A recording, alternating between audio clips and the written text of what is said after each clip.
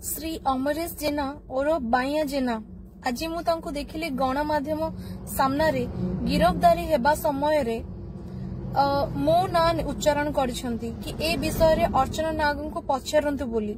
आज्ञा आपण मानक जरिया रे मु स्पष्ट करदेबाकू चाहूची मु ए घटना विषय रे किछि जानि नाही किंबा ए घटना रे पीड़िता को मु चिन्हि नाही। कौन ए घटनार सत्य सत्य सी ही जानिथिबे एवं पीड़िता जानिथिबे, किंतु एतिकी ए केस रु मु स्टडी कली से आज जणै दैछंती समग्र ओडिसावासी को कि से किभଳି कुकर्म रे संपृक्त थिले।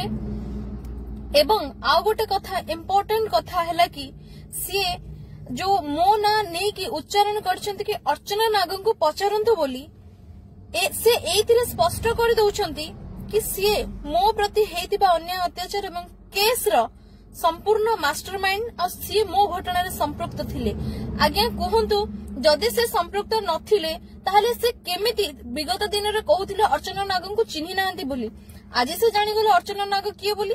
थैंक यू भाई, आपण मते मने रखिचंती। आपण मानक माध्यम रे मो भाई को धन्यवाद जणाको चाहूची कि कम से कम अर्चना नाग को आपण मने रखिचंती बोली।